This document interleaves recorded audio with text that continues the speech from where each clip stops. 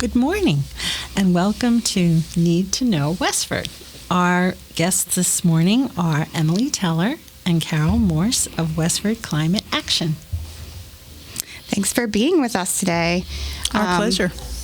I'm Beth Morrison. I'm at LCSW and currently on the Finance Committee. And are we doing our own introductions? Sure. And I'm Cathy Ricketson, also a professional social worker and longtime resident of Westford now, I guess.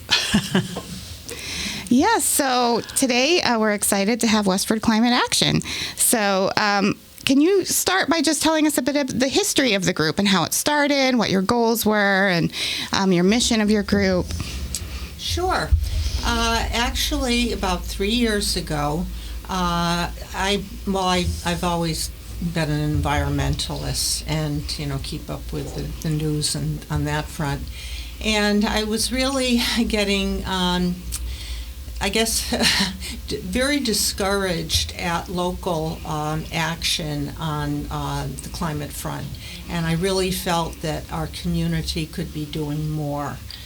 And so I called up Ellen Hardy, who everyone knows, and I asked her if we could get together for coffee, and that I was thinking about starting a climate action group, and what did she think? And so she said that she thought it was a great idea, and I said, well, I have a few people in mind that I think might be interested, and can you suggest any others? And so the first meeting was at Muffins on Main, and Ellen was very careful to say right away, my plate is totally full, but I'll give you any other kind of help I can. And so it was Lynn Cohen, Beth Perkins, Barbara Terrio, and myself. And really it came out of a place of, love of nature, but also I have 3 beautiful grandchildren, and I love kids. I taught at the high school for many years. And I kept thinking about what are we leaving them? What is this generation inheriting? And that was really our motivation. And so our mission basically was to affect policy at the local level, education in the sense of making people more aware of how urgent the climate issue is, and to do whatever it took to implement that in town. And I'll kind of wrap it up, but we started looking at what other towns were doing and going to meetings in other towns, and it was an education, but we very quickly got off the ground. And there was also Sustainability Westford that was somewhat active, I think. Sustainability, this is Emily Teller. Sustainability Westford was an outgrowth of First Parish Church United. The outreach committee started that, and they have been a funder for Westford Climate Action. We are now under them as a 501c3. And they were a huge help at the beginning. And when we started, we basically, the first meeting I went to, Carol Morse, had a woman, Carol Oldham, from Mass Climate Action Network, who did a presentation at the library. And some people stayed after that. And that was in March of COVID time, 2020. And we just started talking about what we can do. And the first thing we realized is that Westford already had an aggregate electrical contract for businesses and residences, but there was only one level of green energy that you could choose. So our group decided to go to the select board and ask them to change the contract and amend it so that people could choose a higher level and 100% of green energy. So we did that, and that was written into the new 3-year contract, which is up this coming December. And so now everybody in Westford can choose to have up to 100% clean energy in their household usage. The second thing we did was the resolution at town meeting in October. And that was another exciting thing that we did. Great. That we can talk about later. We can talk a little more on that. Well, because that was very exciting when you brought that before town meeting, and we'll get to that in a minute. The month of April now brings attention to local climate and environment-related events. locally and nationally and all over the world. So can you tell us about your plans for this month in Westford? And you can talk a little bit about the Earth Day celebration that will take place on the Common. Yes, the whole month of April is devoted to the earth and our taking care of it. And so each Saturday there will be a walk by one of our members or members of the Conservation Trust in conservation areas. That was a big hit last year.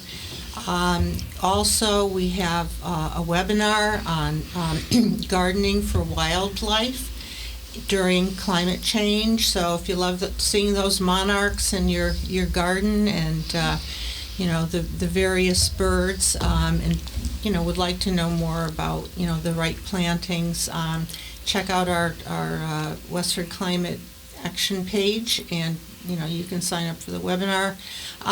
And Earth Day itself, we have a number of town committees and boards. There'll be the Recycling Commission, there'll be the Water Department, there will be Boy Scouts, there will be League of Women Voters, the Clean Energy Committee. I think we have 23 groups signed up for the Common. And Emily will tell you a little bit about those groups and what they will be providing. We'll also have some out-of-town people come. Mass Save will be there, and they talk about rebates that people can get for upgrading their homes to heat pumps and solar and heat pumps and mini splits, and also potentially the stove. I can never remember the name of the stove. Induction stoves, yes, sorry about that, induction stove, which we have. We also will have the museum will be displaying some Native American artifacts, and we'll have a traveling zoo that comes where children can pet animals. We received a very generous grant from Mass Cultural Council specifically for the festival last year, and they increased it this year. So that's been very helpful. And we'll also have Mass Heat Smart Alliance will be there, and we will also be displaying the car that my husband and I just bought in November, which is a Hyundai Ioniq 5, which is a complete EV. That will be on the Common for people to see. Very exciting. Oh, that's fun. Yeah, and also we have music. We have Au Contraire, which is a wonderful local group. We have Momentum Rocks. Carol Wing, who's on the Conservation Trust, is part of that group, and we have 2 high school students that will be doing piano pieces for us, and so a nice program for people. Oh, how wonderful. Now, is there a rain date? There is Sunday, the next day. Okay. Although, sort of like the Strawberry Festival, we hope that the Earth Day Festival, which will be on the 22nd of April every year, will not be rained out. I also did want to mention we have a huge partnership, if you don't mind if I list the people that are helping us in town with Earth Month. We have Westford Climate Action, us, obviously, Westford Clean Energy and Sustainability Committee, the Recycling Commission, the church, First Parish Church, the library. Many events will be taking place at the library, and Haystack, MIT Haystack, again, will be partnering with us. They did a webinar last year, and they're doing an in-person presentation about what they do at the library. Kimball's is giving some gift certificates for the children's poster making, the League of Women Voters, Mass Heat Smart, Mass Save, Sustainable Westford, and the Conservation Trust, the museum, and the Boy Scouts. Wow, you have really, really done your homework, and you have really built an exciting coalition. And as social workers, we know how hard that is, and that's so impressive. That's such an impressive roster. And it's wonderful seeing people come together in Westford from the various neighborhoods, and it's just a venue that we can bring people together. And sometimes you run into someone you haven't seen in a year, and have a wonderful conversation, or you're hopefully learning things from the tables with all the information they'll be providing. It's great. So as a town on the Finance Committee side, I have definitely seen more emphasis on discussion about climate change in our budget hearings.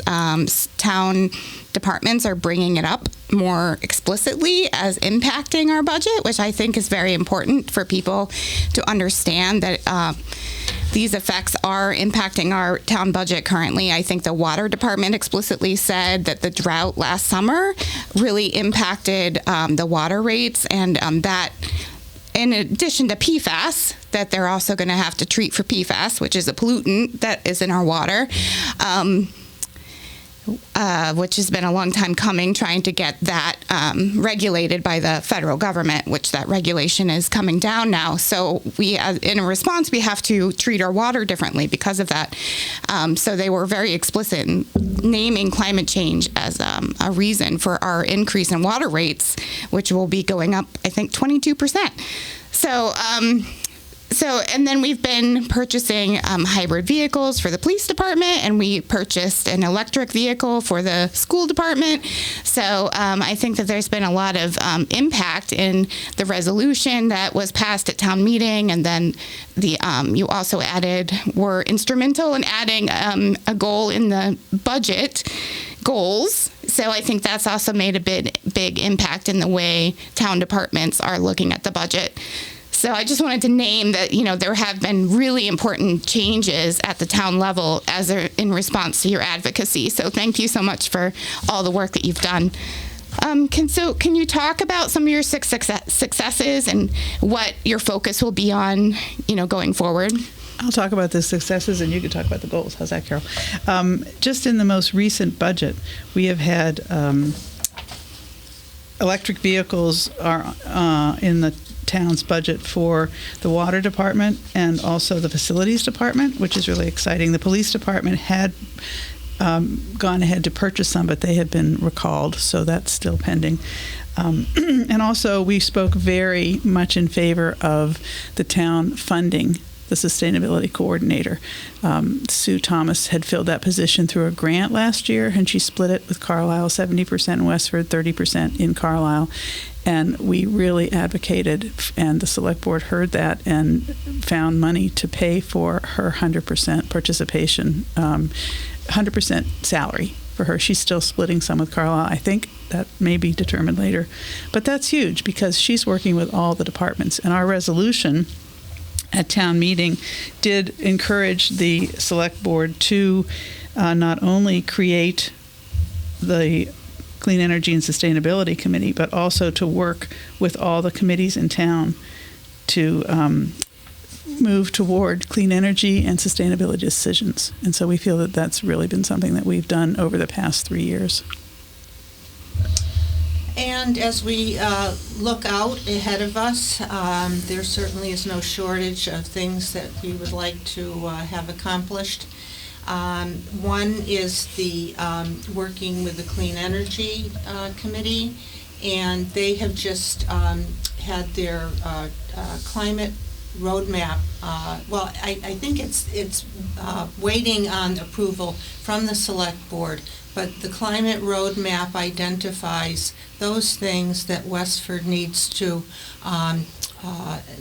work on, and they're in the areas of town buildings, of natural resources, transportation, and our energy supply. So we will be working with them to support them in the implementation of the goals in the climate roadmap. We also want to support them in increasing the Westford POP program, and that's what Emily spoke of earlier, where our contract for municipal energy will increase the renewables and reduce fossil fuels that power our town. And our broader mission is really education, educating municipal boards about what we've learned that we can learn from.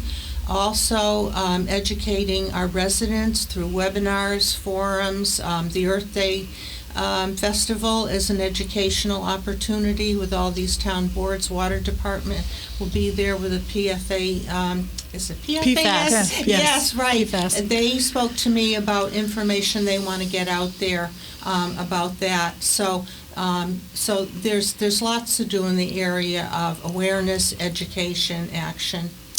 And we have a newsletter, too, that's pretty impressive, actually. Jerry DeBello puts that together from contributions from the group. And that's on our website, and people can sign up on our website to receive that through the year. And also, the people who are on this group, everybody does their own passionate area. Everybody contributes, and everybody's working like 110%. We meet once a month, but obviously we're meeting once a week for Earth Day planning. But it's a great group of people, and we'd love to have more people come. And we do have a website, WestfordClimateAction.org. There's a lot of information there. There's a lot of resources there. You can sign up for a mass save audit to come to your house. It's free.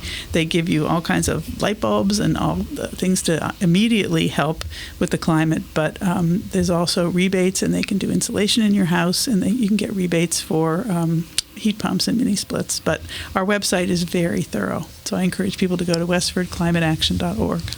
I'd also like to say, I think it's having the infusion of the federal money has just been so instrumental in getting these programs off the ground. So we really need sustained investment, I think, in climate action at the federal and the state level to fund a lot of these programs because, Westford can't do it all itself. So we also need advocacy at the state and federal level to really continue that funding. The American Rescue Plan provided a lot of funding that helped to fund some of the electric vehicles and the sustainability manager. But, going forward, that funding isn't going to be there. So it's, we're going to have questions about, is the sustainability manager, needed in town? And I'm already hearing that from other, people in town, like, what is she actually doing? And is it worth this money? And so I think, it's going to take sustained advocacy at the state and the federal level. And also infrastructure money from the federal government is going to be instrumental in upgrading our electrical grid and, doing things that we can't do individually, as a homeowner. I looked at solar on our house, and we were going to have to upgrade the transformer to add, and why is that my responsibility? That should be, I think, funded by our government to upgrade those systems so that it's less costly for people to add solar to their house. Well, there was also legislation passed that internal combustion engines, new ones, will not be sold after 2030, cannot be registered in Massachusetts after 2035. So the infrastructure does need to change. I don't know if your listeners know, but Westford has 3 locations for charging stations now that were paid for by a grant that Eric Heidemann, the assistant town manager, acquired. They're at the Academy, they're at Abbott, and they're at the town hall. So more and more electric vehicles will be coming, which is a good thing. And there are rebates for some of those also, probably not this year, but in the future. And also public transportation. We need to also focus on public transportation, not just, personal vehicles. Right. Although the electric vehicles are an exciting start, and people are trying to figure that out now. By bringing that to Earth Day, you're going to educate a lot of people. I know I'm currently shopping for an electric car, and it's a big learning curve to go from a regular gas car to an all EV.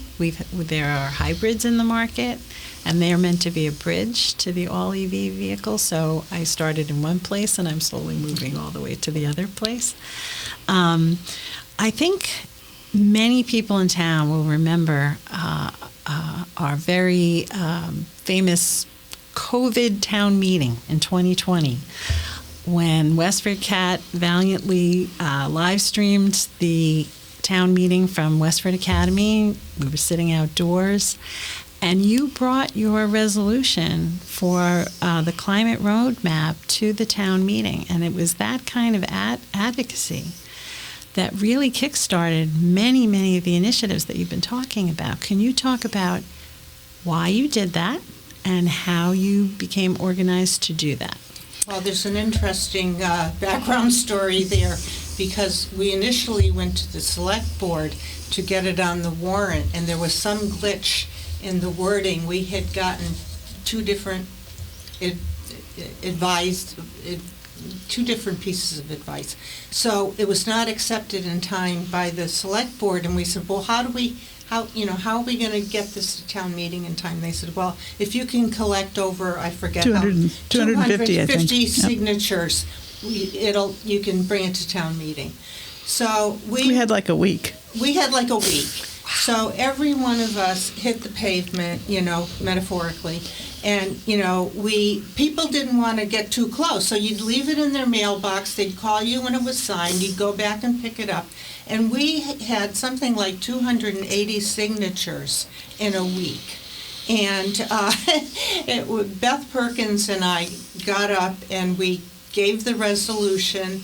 And, beforehand we thought, oh, is Westford ready for this?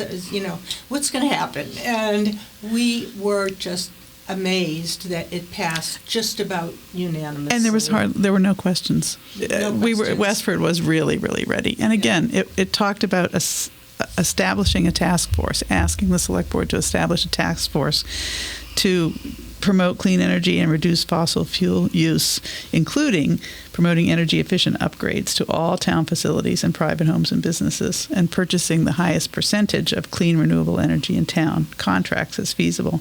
But then to really work toward getting Westford on board with meeting the state's climate change goals in the roadmap of 2050. And as Carol just said, CEASC presented last week their report about this, and the select board are going to take it under advisement and hopefully will endorse it.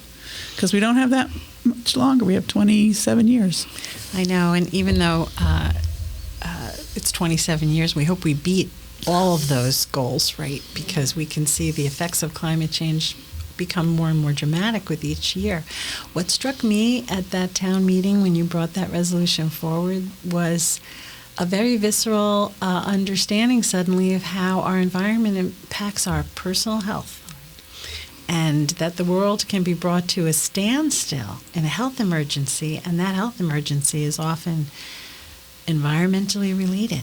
So it was really a powerful moment, and after that, I think people started to think so much more clearly about, as each thing in town, each entity in town does their work through a sustainability lens. And just that change of mindset. It touches on everything. And also, people who live in town need to support those boards. The boards need to hear that the residents are in favor of the boards requiring the proponents for development and for other issues in town. That we need to be in touch with our boards, with our select board, with our town manager, and say that this climate action and sustainability is a real priority for us at every level, in every decision. Absolutely. And we need people to run for office and get involved. We do.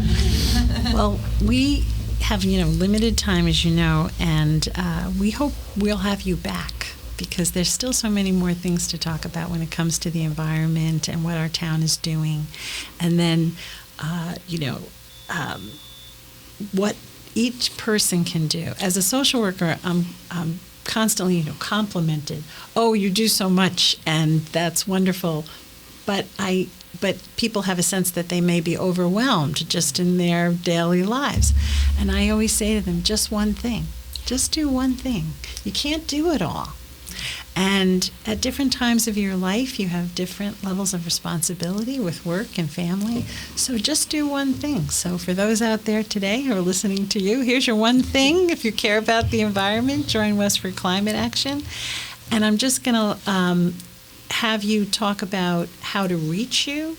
You've mentioned your website. Let's talk about that again. And then how people can contact you and hopefully show up on Earth Day and see everything that's going on. Well, we're hoping to be increasingly visible. We had a table at the Westford Academy Bazaar, and that was really exciting. And we do have webinars throughout the year, and again, those are we send out publicity announcements for that, and we have events on our website listed, WestfordClimateAction.org. And we're here. We're your neighbors. So just talk to us, and we'll be happy to connect you as best we can. So on the website, westfordclimateaction.org, you can contact you. And their events are listed. Earth Day is listed. There are some things that you need to register ahead of time this month for, but Earth Day will be free and open to everybody, and there'll be children and family and adult activities on the common.